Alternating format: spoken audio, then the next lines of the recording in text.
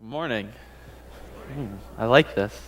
It hasn't been here for a while. It's for my piss pounding when I'm serious. Good morning, everyone. The title of my sermon is apparently the best sermon ever. I did not name it that. Rachel told me on all week that I had to have my sermon title to her by like 1 o'clock on Wednesday. I did not, and so she decided to name it. So she's set the bar pretty high. I don't know if I can quite meet them, but we will see. We will see. It's been an amazing summer for me this year.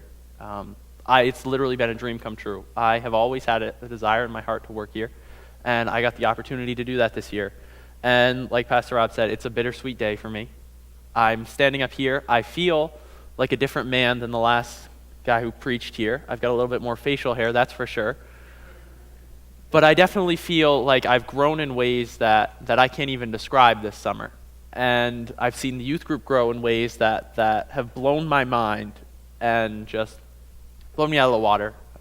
So it's been awesome. And I just can't thank you guys enough for being an amazing congregation who is willing to let a kid who really doesn't know what he's doing take your children and do weird things to them, like make them eat ghost peppers and fight each other and shoot each other with paintball guns. I appreciate it. So thank you. So a couple years ago, I made an awesome discovery. And this discovery was that while driving the car in the winter, should I decide to pull the e-brake while going around a corner, my car will slide. And so I found it my duty, my obligation to see what I could do with this new discovery. So, whilst driving my little brother home from church, he and I decided to take a detour through the complex. And on this detour, there's a long road that winds all the way around the back. And I challenged him that I could slide the car all the way around this road. So, we began to drive at a rate of speed which is not exactly safe, and drove onto this road, and as we're going, I began to pull the e-brake and slide, and everything started out well, until I slid off the road and got the car stuck. Now, I'm in this car with my little brother, I think he was in 8th grade at this point. There's no getting it out. It is in the ditch, totally stuck. And I realized I might have to call my mother and explain to her what's going on. So, feeling trapped and terrified, I called every single one of my friends, begging them to come. Most of them didn't answer, and the ones who did weren't available. But finally, one of my friends who happens to have a Jeep answered his phone. And he came with his Jeep. He gave me I was like, hey, would you mind coming and pulling me out of a ditch? I may be stuck. And I get yeah, I'm on my way. And so he drives his Jeep and comes, and he has a chain, and we wrap it around the back of the car and pull it out. And I cannot explain to you the sense of freedom I had.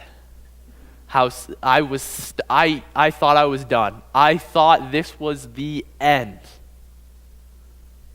But luckily, at the last minute, my saving grace came and pulled me out. Open with me, if you will, to Galatians 5. So, today I'm going to be discussing slavery. If I could have entitled my sermon, it would have been called Two Slaves. So, in Galatians 5, we read in 5:1, that we're going to be going through a lot. I got a big passage today. I got a lot to cover, so it's going to be a long haul. So Christ has truly set us free. Now make sure that you stay free. Don't get tied up again in slavery to the law. Listen, I, Paul, tell you this.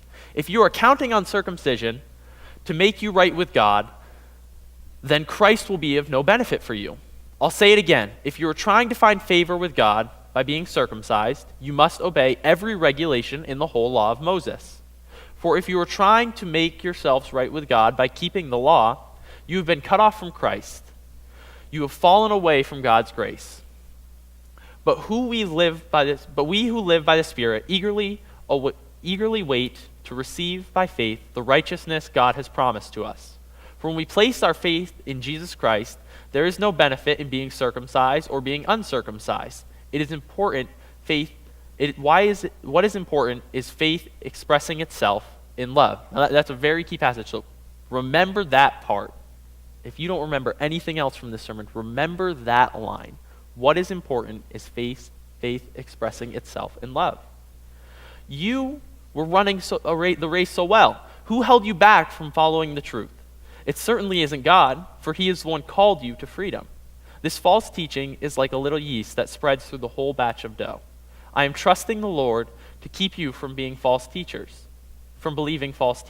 God will judge that person, whoever he is, who has been confusing you. Dear brothers and sisters, if I were still preaching that you must be circumcised, as some say I do, why am I still being persecuted? If I were no longer preaching salvation through the cross of Christ, no one would be offended. I just wish that those troublemakers who want to mutilate you by circumcision would mutilate themselves. A better translation of that would be that they didn't just stop with circumcision, they kept going. So Paul's being a little serious here. He's literally saying that he wishes these people would just make themselves not men anymore. For you have been called to live in freedom, my brothers and sisters, but don't use your freedom to satisfy your sinful nature. Instead, use your freedom to serve one another in love. For the whole law can be summed up in this one command: love your neighbor as yourself. But if you are always biting and devouring one another, watch out, beware of destroying one another. So I say, let the Holy Spirit guide your lives. Then you won't be doing what your sinful nature craves. The sinful nature wants to do evil, which is just the opposite of the Spirit wants. And the Spirit gives us desires that are opposite of what the sinful nature desires. So those two forces are constantly fighting each other. So you are not free to carry out the good intentions. But when you are directed by the Spirit, you are not under obligation to the law of Moses. So, the first thing we're going to begin to look at in this passage is, what is love? Baby, don't hurt me. Don't hurt me no more. There are 3 points I want you to take away from what is love. Love is Christ giving himself for us. That is the foundation of what we find love to be. Is Christ's sacrifice for us. So if we begin with that as the foundation, the best way to think about it is the most powerful love that I can think of in this world is a mother's love for her child. And like a mother endures the pain of childbearing, Christ endured the pain of the cross in order to express his love for us. He even says love has no greater expression than a man who lays down his life for his friends. So, we begin with the assumption that the greatest expression of love in all of human history is Christ's sacrifice for us. So, as we go on, we come back to that wonderful expression. Love is the expression of faith. So if you have genuine faith in Christ, you are consumed with nothing but a desire to express love. It's not about the rules, it's not about the obligations, it's about expressing love. And the third and final point is love is expressed by serving others. See, Christ served us first, and so it is our duty then to serve others as he commanded us. And that is the point we need to take away, and one of the biggest points Paul is trying to convey in this passage. But as we go on, we see Paul begins to talk about this battle between these two forces, the flesh and the spirit. See, and as I was thinking about this, as I was meditating over this passage, I realized it's really weird when I come up here and say, don't give in to the desires of the flesh. A lot of people, if you're new to church, you have no concept of what that means. If it was your first time at church and I said, the flesh is evil, the person might be like, well, I think my skin is soft. I quite like it. It is genuinely nice. And if I said, you can't give in to the desires of your flesh, what does that mean to someone? Does that mean I can't go to the bathroom because my body's telling me I should? I'm really confused. So today, we're going to look at what is the flesh? What is that? We hear it so often in the church. It's one of our Christian lingo words. But so many of us probably don't even understand what it means. See, I love the analogy. You guys have all seen the analogy where there's like the devil sitting on one shoulder and the angel sitting on the other. And the devil is whispering all the evil things to you. And the angel is whispering all the good things to you. Well, we're going to get into the first slavery now. The first slave. And that is slavery to the sinful flesh. So, have you guys ever seen a dog chase its tail? I have. A couple times. My pug, when she was younger, she used to love to chase her tail. And one of the interesting things is, when a dog chases its tail, it begins slowly, doesn't it? It's just trying to reach back and get it. But then it starts to get more frustrated. And it goes faster and faster and faster and faster until it's spinning around. And then the dog doesn't just become a problem to itself. It starts bumping into things and causing problems with everything else.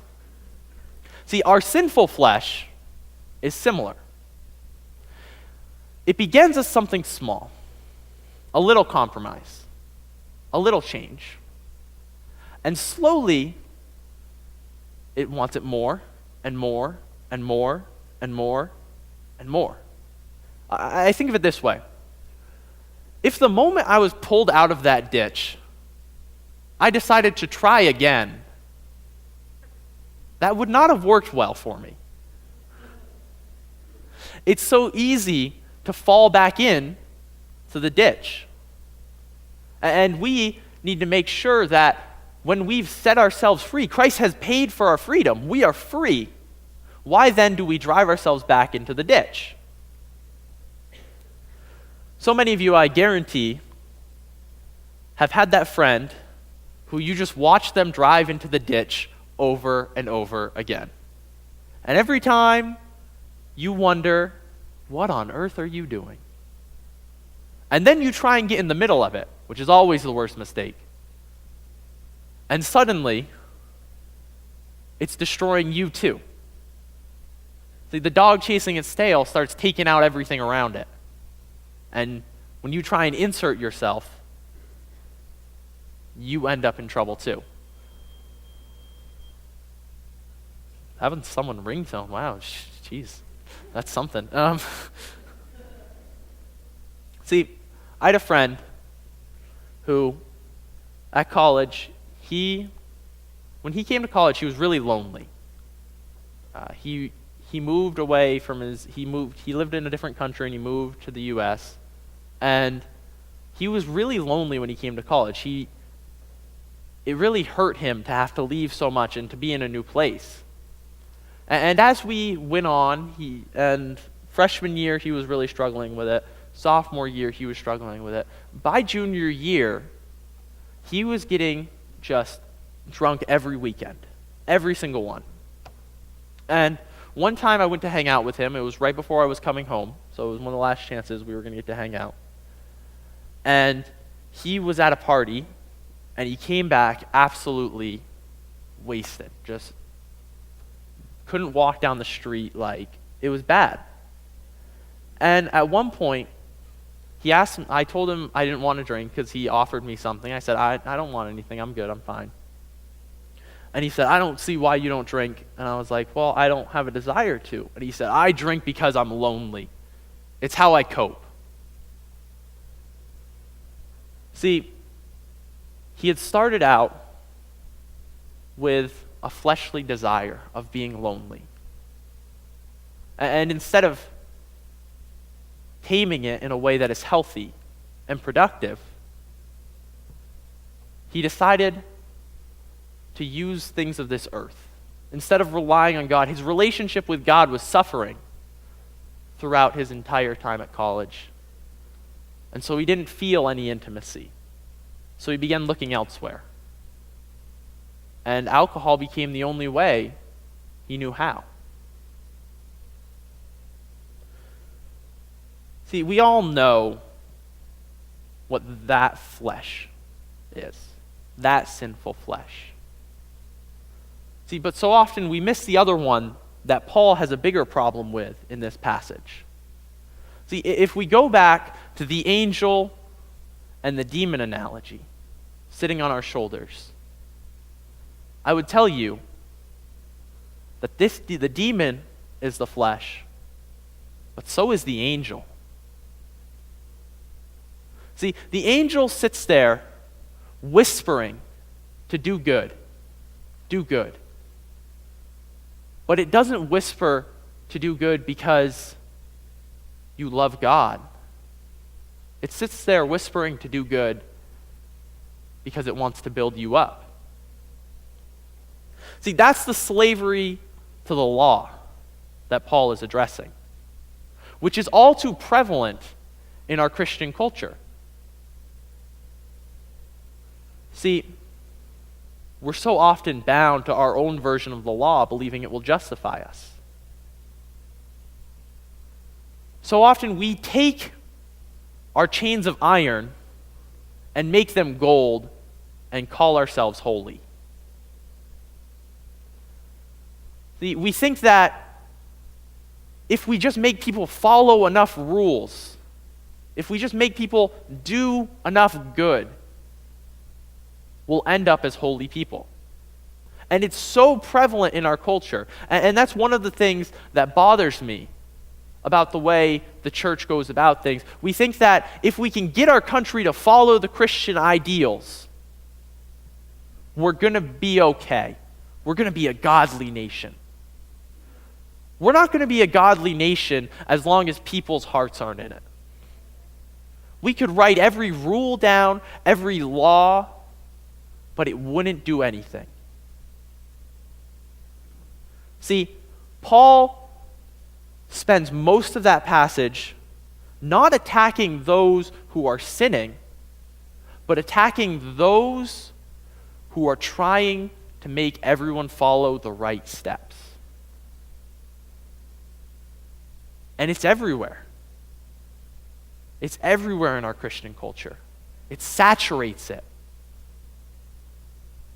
And we can't allow ourselves to be that anymore. We can't listen to the angel telling us to build ourselves up, to be better people.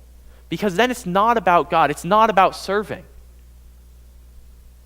Paul goes on to say, the sins of the flesh are obvious. It's obvious what these are. But the sins of the law are sneakier, more pervasive. See, in a poem that I read while researching this, Paul Bunyan wrote, "Run and work the law commands, but gives us neither feet nor hands." The law doesn't do anything for us because none of us are capable of fulfilling it. And any of us who try, as Paul says, are obligated to follow every single rule. We as a people need to realize that we were set free. And that the natural expression of our Christianity, the love of Christ, will express itself in servitude. And that's what it's all about. See, Christ assaulted this idea so much when he came. He often got into fights with the Pharisees because he would do things they would say weren't holy. For example, he would go and heal people on the Sabbath.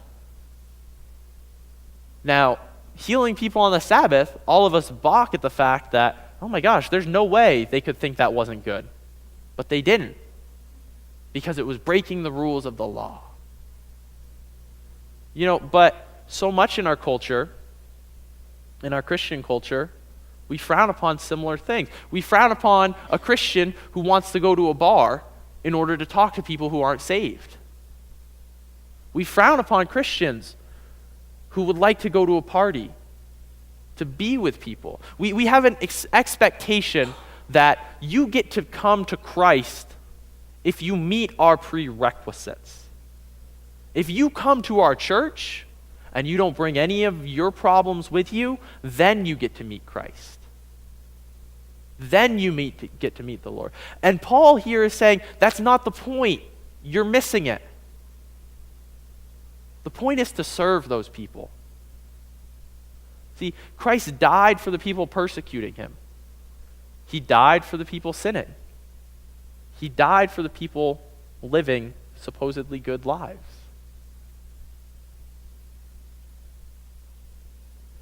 See, the flesh, one of the great things about it is it's dying. If you are a Christian, the flesh has a mortal wound. But as a man lying on his deathbed, the flesh continually makes demands. Its last will and testament is written out. And that is what you experience in your life. You experience the last demands of the flesh. It crying out from its deathbed, do this, do that. And so often we give into it. I heard a pastor give a beautiful analogy. He said, the flesh, you have power over it completely. Complete and total power. But see, the flesh isn't just one tumor in you that has to be removed. It's 1,000 tiny little ones that you have to seek out intentionally and destroy. And that's why it takes your entire life to overcome. Because every time you find one, you have to go on to the next one. I had a teacher who had this great way of looking at the Christian walk. He said that if your life was a circle, the areas of your life that are the flesh are the parts of it that haven't quite been given over to God. So your goal in your Christianity is to extend God into the entire circle. And it's hard and it's not easy, and the battle is going to rage. The flesh and the spirit hate each other with a passion. The only thing they have in common is that they hate each other. And they fight constantly. See, and the flesh, even though it's dying and been dealt a mortal wound, is still pretty sneaky and still pretty slippery. And so often, you may have walked away from your sin, but now you're walking into the righteousness. I'm guilty of that. I am one of those people who, it's got to be this way. It's got to be this way. You've got to follow the rules. You've got to meet the expectations. You've got to go this. And it boggles my mind and pushes me over the edge when it's not that way. And that's been part of the growing experience for me this summer especially, is with the teens I've been working with, some of them are at completely different stages of life. Some of them are serving, genuinely looking for a relationship with God. And some of them are about as far away as you can get from that. But you know what matters? That every Sunday, every Tuesday, they're there at youth group. They're there to participate. And you can't have a bouncer at the door expecting some to come in and others not to. You need to love and accept everyone who walks through and serve everyone. See, the scary part of the flesh is that we are confronted with the concept that it is a part of us, indistinguishable from our true selves. See, the scary thing is, when we begin to look at the flesh, we have to realize that's part of who I am. A teacher I have describes it this way. When you are serving God, you have revelation of yourself unto yourself. Christ holds up a mirror And for once, you can't look away. You are confronted with the bold-faced reality of who you truly are. One way I explained this to my middle schoolers was, if you lived your whole life with just dirt on your face, just covering your face, and then one day, you finally found a mirror. I don't know where you were that didn't have mirrors, but you finally found one. And you look in it, and you see the dirt on your face. See, your first instinct is to wipe it off, to get rid of it, to begin moving it. But see, so many people decide that the dirt looks pretty, that the grit and grime makes them beautiful, makes them unique. See, we need to come to the realization that the dirt on your face isn't pretty. You're not going to get any dates. And so, as Christians, we must wipe away the dirt and finally see what we were intended to be. So, I never told my mom what happened. She just found out like 2 minutes ago.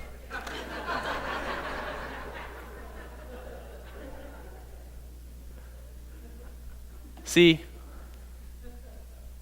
similar to that story, it was over for me. I was dying and going to hell. I can tell you, my mom would have found a way. But my saving grace came in the form of a Jeep. Yeah, and we're lucky that our saving grace came in the form of a man. See, and the flesh was dealt a mortal wound by 3 nails in a tree. It's dead. We have power over it. There is nothing it can do to beat us. It only has the power we give it.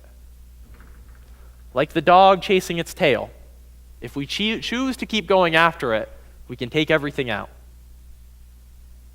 But we'll never reach the tail. Stop chasing. Let yourself be free. Let yourself go and find all the doggy things you really want to do, like eating bones, sniffing trees, and peeing on fire hydrants. You're free to do that. Actually, don't go do that. That would be weird. The flesh is dead. If I could have the worship band come up and the prayer team come forward. Take this opportunity to realize that your flesh is dead. It has no power over you. You don't need to be scared. It's not going to beat you. Christ died and made a promise to you. And if you found one of those little tumors somewhere in your life, that's what we're here for, to help you eradicate it. Some of these people have been killing tumors for a long time. I can promise you that. My grandmother's been doing it longer than I've been alive.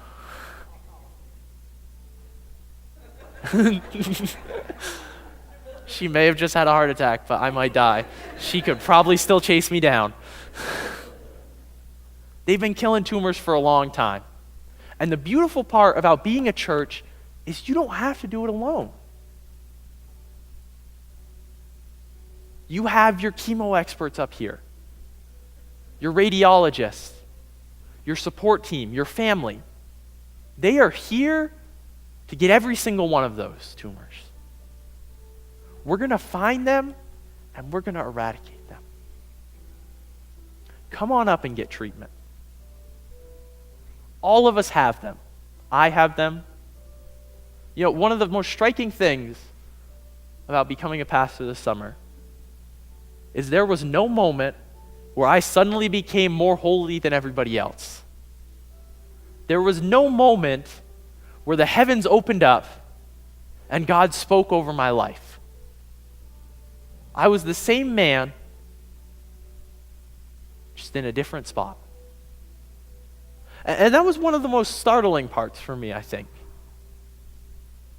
was the realization that I didn't suddenly become good. I didn't suddenly become great. I was still scared and unsure of myself. I was still a sinner. I was still lost. See, but God began taking those tumors and burning them out of me in a way more beautiful and more powerful than I can imagine. Burned right out. Not from the ghost pepper, although that did burn, but from a powerful experience with the God who was an all-consuming fire, ready to make us holy and purify us. Church, if you'll bow your heads with me. God, we just ask your presence to come to us. We ask that you begin to take a powerful and active role in our lives, burning out the tumors that are all too prevalent in us, that we realize we have freedom from the flesh, and that we don't drive ourselves into ditches with our new freedom, but instead serve one another in a way that is powerful and present. Church, if you'll stand, come forward, see the people who are here to help you. And seize this moment. Don't let it go. See, I read a statistic somewhere that you have 5 seconds from when your brain decides to do something outside of your comfort zone, to do it or to walk away. Don't let that 5 seconds go. Make the choice to walk up here and begin the change and deal the flesh with mortal wound.